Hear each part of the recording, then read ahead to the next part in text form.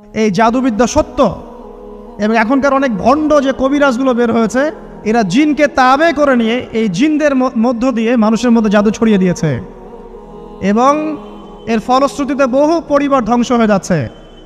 এই জাদুবিদ্যা সত্য। আরও একটা জিনিস সত্য, নবী সাল্লাল্লাহু আলাইহি ওয়াসাল্লাম বলেছেন ইন্না আইনাল হক, চোখের নজর সত্য। নবী করিম সাল্লাল্লাহু আলাইহি ওয়াসাল্লাম বলেছেন চোখের বদনজর সত্য। এই যে আমরা বলি ফেসবুকে এত বেশি ছবি দিয়েন না ভাই, ছবি তুলেন না, বারবার যে বলি নিষেধ করি, কারণ কি জানেন? একটাই কারণ, বিকজ চোখ লাগাটা সত্য। মানুষের চোখ লাগে, এই কথা শুনলে অনেক মজুমদাররা হাসবে না? কথা বুঝতে পারেন নাই? কিন্তু এটা সত্য, কারণ নবী করিম সাল্লাল্লাহু আলাইহি ওয়াসাল্লাম যা বলেছেন সাদাকাল্লাহু ওয়া সাদাকা রাসূলুহুল কারীম। নবী যা বলেছেন, আল্লাহ যা বলেছেন চিরায়ত সত্য, এর বাইরে কোনো সত্য আছে? আচ্ছা দেখেন, আমি বললাম যে জাদুবিদ্যা সত্য।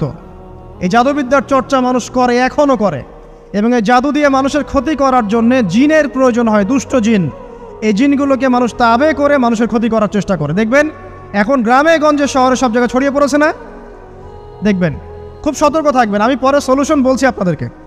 আরেকটা বলেছি, নবী সাল্লাল্লাহু আলাইহি ওয়াসাল্লাম বলেছেন চোখের বদনজর এমন সত্য যে একটা উটকে এই রান্নার ডেকচির মধ্যে ঢুকাই ফেলতে পারে। একটা উট খুব সুন্দর, ভালো, আপনি দেখছেন মাশাআল্লাহ বলেন নাই, নজর লেগেছে, উটটা মারা গেছে, দেন তারপর তাকে জবাই করে খেয়ে ফেলতে হয়েছে। একজন সাহাবী গোসল করছিলেন, গোসল, এটা হাদিসে সহিহ। এই যে আলেম ওলামা যারা আছেন তারা জানেন যে এই হাদিসে সহিহ। একজন সাহাবী গোসল করছেন, তার গায়ের চামড়াটা খুব সুন্দর ছিল, একদম স্কিনটা অনেক সুন্দর, থাকে না এমন কিছু মানুষ? আচ্ছা, এখন আরেকজন সাহাবী এই গোসল দেখছেন দূর থেকে, দেখে বলছেন যে কি চমৎকার তার শরীরের রংটা, যেন কুমারী নারীর মতো, অনেকটা এমন একটা কথা তিনি বলেছিলেন। সাথে সাথে এই সাহাবী অজ্ঞান হয়ে পড়ে গেছে। কোন সাহাবী? যিনি গোসল করছিলেন। এটার আপনি কোনো ব্যাখ্যা দিতে পারবেন না তো, এখানে কোনো সায়েন্স দিয়ে বা মেডিকেল সায়েন্স দিয়ে আপনি কোনো ব্যাখ্যা করতে পারবেন না। একটা ব্যাখ্যা দিতে পারেন, কিন্তু কেন সেটা হলো সেটা আপনি অ্যান্সার খুঁজে পাবেন না। তো নবী সাল্লাল্লাহু আলাইহি ওয়াসাল্লামের কাছে নিয়ে যাওয়া হলো তাকে। তিনি বললেন যে এই ব্যক্তির ব্যাপারে কি কেউ ভালো মন্দ কিছু বলেছিল? তখন একজন সাহাবী বললেন হ্যাঁ, অমুকে বলেছে এর স্কিনটা অনেক সুন্দর, ওকে ডেকে নিয়ে আসুন। ওকে ডেকে আনা হলো। ডেকে আনার পর নবীজি তাকে অনেক শাসালেন, তোমরা তোমাদের ভাইদেরকে কি মেরে ফেলতে চাও? তখন এই সাহাবী তো অবাক, আমি আবার কখন মারতে চাইলাম ইয়া রাসূলুল্লাহ? আমি তো মারতে চাই নাই, আমি তো খালি বলেছি যে তার গায়ের রংটা অনেক সুন্দর। তখন তিনি বললেন কেন তুমি সুবহানাল্লাহ বললে না, কেন তুমি মাশাআল্লাহ বললে না? যখন মাশাআল্লাহ বলবেন, সুবহানাল্লাহ বলবেন, নজরটা লাগবে না। আর যখন আপনি মাশাআল্লাহ বলবেন না, সুবহানাল্লাহ বলবেন না, দেখবেন নজর লেগে গেছে। আপনি বিশ্বাস করেন ব্যবসা খুব ভালো চলছে, মানুষ বলল যে বাহ তোর তো ব্যবসা হেভি, লালে লাল শাহজালাল, ঠিক আছে, দেখবেন আপনার কেনা বেচা বন্ধ হয়ে গেছে। এরকম হবে, আমার কথাটা বিশ্বাস করেন। এটা কিন্তু সায়েন্স প্রমাণ করতে পারবেন না, আল্লাহ এবং তার রাসূল বলেছেন, তার উপরে কোনো সত্য নেই। আছে সূরা কাহফ 29 নম্বর আয়াত পড়ে দেখেন, আল্লাহ পাক বলছেন ওয়াকুলিল হাক্কু মির রাব্বিকুম, সত্য সেটাই যা তোমার রবের পক্ষ থেকে আসে। ফামান শাআ ফালইউমিন, যার ইচ্ছা হয় বিশ্বাস করুক, ওয়ামান শাআ ফালইয়াকফুর, যার ইচ্ছা হয় সে অস্বীকার করুক। এই কারণে আমরা বলি ফেসবুকে এত বেশি ছবি দেওয়া, এই আই ওয়াশ করা, এই যে শোডাউন করা, হ্যাঁ, ইসলামের কিছু কাজ করলেন একদম মানুষকে না দেখাইতে পারলে ঘুম হচ্ছে না, এগুলো বন্ধ করেন, এগুলো বন্ধ করে দেন আল্লাহর ওয়াস্তে। অফলাইনে কাজ করেন, নিজেকে গোপন করার চেষ্টা করেন। যত বেশি মানুষের কাছে নিজেকে এক্সপোজ করবেন, কাজের বরকত কমে যাবে, চোখ লাগবে, নজর লাগবে। এবং চোখ লাগা বদ নজরে বহু আলেম আস্তে আস্তে মাঠ থেকে মাইনাস হয়ে গেছে না? যায় নাই? এখন কি আলেমদের সংখ্যা বেশি না কম? যত দিন যাবে আলেমের সংখ্যা আরও কমে যাবে। নবীজি বলেছেন আলেমদের সংখ্যা কমতে থাকবে, মানুষ জাহেলদেরকে আলেম বানিয়ে নেবে। তো প্রিয় ভাইরা, জাদুবিদ্যা সত্য, চোখের বদনজর সত্য, রাতের এই অনিষ্টগুলো সত্য, রাতের বেলা অনেক ক্ষতি আছে। এই জন্য নবীজি বলছেন বাচ্চাদেরকে বাইরে বের করো না, এবং তোমরাও রাত যখন গভীর হবে তখন এদিক ওদিক ঘোরাফেরা করো না। দেখবেন রাত যত গভীর হয় আমাদের শহরগুলো তত জীবিত হয়, তাই না? রাত যত গভীর হচ্ছে শহর তত জীবিত হয়। চায়ের দোকানে আড্ডা বেশি, ওই সিনেমা দেখছে, টিভি দেখছে, ক্যারাম খেলছে, লুডো খেলছে, ঘুম নাই। ঘুম কখন? ফজরের আগে, ফজরের নামাজ কিন্তু নাই, ফজরের ঠিক আগে, আবার ওই যে জোহরের নামাজের সঙ্গে উঠতেছে। এখন আমাকে বলেন এরকম জেনারেশনকে দিয়ে কি আসলে ইসলামের কোনো খেদমত হবে? আচ্ছা, নবীজি রাতের বেলা আর্লি ঘুমাতেন, আল্লাহ পাক আমাদের সবাইকে তাড়াতাড়ি ঘুমানোর তৌফিক দান করুন। হ্যাঁ, আপনি ইলিম চর্চা করলে রাত জেগে থাকতে পারেন, আপনি যদি জ্ঞান চর্চা করেন রাত জাগতে পারেন, আপনি কোনো গবেষণা করছেন, নামাজ পড়ছেন বা কোরআন হিফজ করছেন, আপনি রাতের আর্লি উঠবেন, এটা আলাদা বিষয়। কিন্তু কমনভাবে আমাদের এই যে ফেসবুক, ইউটিউবিং ইত্যাদিতে আমরা লিপ্ত থাকি, সারা রাতটা কাটাই আড্ডাবাজি করে, এগুলো বন্ধ করতে হবে। এগুলো বন্ধ না করলে ফিজিক্যালি আমরা মানে সুস্বাস্থ্যের অধিকারী হতে পারবো না, সারা দিনটা আমাদের একটা কি বলবো অলসতার ভাবে যাবে এবং দিনের বেলা কাজগুলো ব্যাহত হবে। এতে করে আমাদের উম্মার এই পুরো বড় যে তরুণ প্রজন্ম আছে এদেরকে আপনি সম্পদে পরিণত করতে পারবেন না। তাই এই সিস্টেমটা চেঞ্জ করা দরকার। নবীজি রাতের বেলা এই সূরা বাকারার শেষে 3টা আয়াত তেলাওয়াত করতেন, আমরা করবো ইনশাআল্লাহ। ইনশাআল্লাহ আরেকটা আমল বলে দেই, নবী করিম সাল্লাল্লাহু আলাইহি ওয়াসাল্লাম রাতের বেলা সূরা মুলক তেলাওয়াত করতেন। কোন সূরা এটা? কোন সূরা? তাবারাকাল্লাযী বিয়াদিহিল মুলক। কয়টা আয়াত আছে?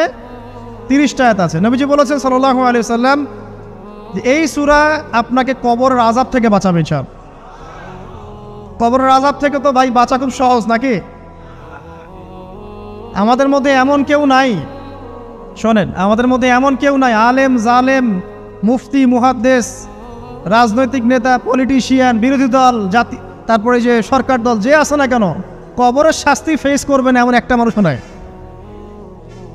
কেউ নাই পৃথিবীতে। এই যে আপনি দেখছেন ওই যে কি ইসরায়েলের প্রধানমন্ত্রী, ওই রাশিয়ার প্রধানমন্ত্রী, ওই চায়নার সভ্যতা, পশ্চিমা সভ্যতা, এমন কেউ নাই পৃথিবীতে এখন যাকে কবরের শাস্তি ভোগ করতে হবে না। আছে? সবচেয়ে লঘু শাস্তি মানে লঘু চাপ, এটা বলতে গেলে আসলে আমি ভাষা হারায় ফেলি, তারপরে বলছি আল্লাহ পাক আমাদের সবাইকে হেফাজত করুন, আমিন। একজন সাহাবীর নাম সাদ বিন মুয়াজ। কি নাম? নবী করিম সাল্লাল্লাহু আলাইহি ওয়াসাল্লামের সাথে একদম ডান হাত হয়ে যুদ্ধ করেছেন দীর্ঘদিন। বদর তিনি বীর সেনা, উহুদের বীর সেনা, ঠিক আছে। খন্দকের যুদ্ধেও বীর বিক্রমে যুদ্ধ করেছেন। তিনি আনসার সাহাবী, একদম মদিনার নেতা সাহাবী।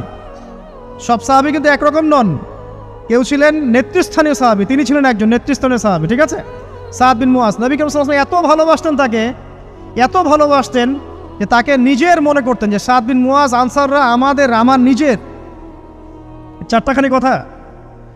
এই সাহাবীর খন্দকের যুদ্ধে এই যে হাতের এই দিকে সম্ভবত হাতের এই রগের মধ্যে একটা তীর এসে লাগে এখানে, এবং তীরটা তিনি বের করতে গিয়ে রক্তটা ছিঁড়ে যায়।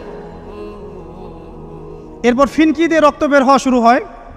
চিকিৎসা করে করে রক্ত বন্ধ করা যায় নাই, এবং এই রক্তের প্রবাহিত রক্তেই আল্লাহর ইচ্ছায় তিনি শাহাদাত বরণ করেন, তিনি ইন্তেকাল করেন। নবী করিম সাল্লাল্লাহু আলাইহি ওয়াসাল্লাম প্রচণ্ড ব্যথিত হন, মানে মনটা তার খুব নরম হয়ে যায় সাদ বিন মুয়াজ রাদিয়াল্লাহু আনহুর জন্য। তো এই সাহাবীর যখন জানাজার নামাজ পড়ানো হচ্ছে, নবীজি বলছেন 70,000 ফেরেশতা তার নামাজে অংশ নিয়েছে। আর এই সাহাবীকে যখন কবরে শোয়ানো হয়েছে, নবী করিম সাল্লাল্লাহু আলাইহি ওয়াসাল্লাম পরে জানিয়েছেন কবরের যে মৃদু চাপ, সাদ বিন মুয়াজ রাদিয়াল্লাহু আনহুর কবরেও সেই মৃদু চাপ দেওয়া হয়েছে। আমি কি বুঝাতে পারলাম ভাই? আমাদের কোনো দাম আছে এখনকার পলিটিশিয়ানদের কোনো দাম আছে? এখনকার সমাজ নেতার কোনো দাম আছে? এখনকার সুদখোরদের কোনো দাম আছে? এই ঘুষখোর দুর্নীতিবাজদের কোনো দাম আছে? আমরা যারা কাঠমোল্লা হয়ে আছি আমাদের কোনো দাম আছে? সাদ বিন মুয়াজ রাদিয়াল্লাহু আনহু যদি কবরের শাস্তি তাকে না ছাড়ে, প্রশ্ন উত্তর পর্ব তাকে না ছাড়ে, আমরা পার পাবো? নবী করিম সাল্লাল্লাহু আলাইহি ওয়াসাল্লাম বলছেন সূরা মুলক তেলাওয়াত করো রাতের বেলা, ইনশাআল্লাহ সূরা মুলকের তেলাওয়াত কবরের আযাব থেকে তোমাকে বাঁচান। আর আমাদের তো ভাই কবরে সবাই সাথে যাবে না, গার্লফ্রেন্ড যাবে না, বাপ মা ভাই বোন সবাই যাবে না। একজন ব্যক্তি সুদ খাচ্ছে, জিজ্ঞাসা করে দেখেন কেন খায়, বলবে তার সন্তানের জন্য খায়, তার বউয়ের জন্য খায়, তার মা বাবাকে দেখতে হবে তাই খায়, তাই না? একজন ব্যক্তি ঘুষ খায়, বলবে আমার পরিবারের জন্য খাই। একজন দুর্নীতি করছে, পুকুর চুরি করছে, বলবে দুর্নীতি করছে আমার পরিবারের জন্য খাই, পরিবার ভালো থাকবে। সবার একই এক্সকিউজ যে পরিবার যেন ভালো থাকে, আমার সন্তানরা যেন ভালো থাকে, আগামী প্রজন্মের জন্য কিছু রেখে যেতে পারি, তাই না? এরকম একটা মানুষও কি আপনার সাথে কবরে যাবে? তাহলে এই বোকা মানুষ কেন বোঝে না যে আপনার কবরে আপনাকেই যেতে হবে? তাহলে আপনি কি কারণে অন্যের কারণে নিজের পরকাল নষ্ট করছেন? অন্যের সুখের জন্য আপনি আপনার পরকাল নষ্ট করছেন। সুদ খাচ্ছেন, দিব্যি মায়ের সাথে জেনা করছেন। আপনাদের এলাকায় নাকি সুদের সমস্যা অনেক বেশি। কয়েকটা হাদিস বলে দেই, আমি ওদেরকে আক্রমণ করতে আসি নাই, আমি শুধু তাদেরকে 3টা হাদিস শোনাতে এসেছি। 1 নম্বর হাদিস শোনেন। আল্লাহর নবী মুহাম্মদ সাল্লাল্লাহু আলাইহি ওয়াসাল্লাম বলেছেন, সুদের পাপের 73টা শাখা আছে। কয়টা? কোনো হাদিসে 70টাও আছে, কোনো হাদিসে 73টা আছে। বলছেন যে সবচেয়ে নিচের শাখাটা হচ্ছে, সুদের পাপের সবচেয়ে নিচের শাখা হচ্ছে যে যেন কোনো ব্যক্তি তার মাকে রেপ করলো, তার মাকে ধর্ষণ করলো। 1 দিরহাম যে ব্যক্তি সুদ খায়, সহিহ বুখারীতে আরেকটা হাদিস এসেছে, সে যেন 36টা মেয়েকে ধর্ষণ করলো। আর আমি একটা কথা বানায় বলছি না, যদি বিশ্বাস না হয় কওমি মাদ্রাসা আছে, আলেম ওলামা আছে, গিয়ে বুখারী খুলতে বলেন, পড়তে বলেন, খালি একবার পড়তে বলেন, দেখেন যদি না থাকে তাহলে আমাকে এর সাথে থাপ্পড় দিয়ে দেয়। যদি না থাকে হাদিস এটা, তাহলে আমার গালে একটা থাপ্পড় দিয়ে যায়। আর যদি থাকে তাহলে আল্লাহর রাস্তায় সুদ খাওয়া ছেড়ে দেন। কোনটা করবেন? চ্যালেঞ্জ করবেন? নবীজি বলেছেন, 1টা দিরহাম যে ব্যক্তি সুদ খায়, দিরহাম মানে কি? রৌপ্য মুদ্রা। এটা এখন দেখতে পারবেন না, জাদুঘরে আছে।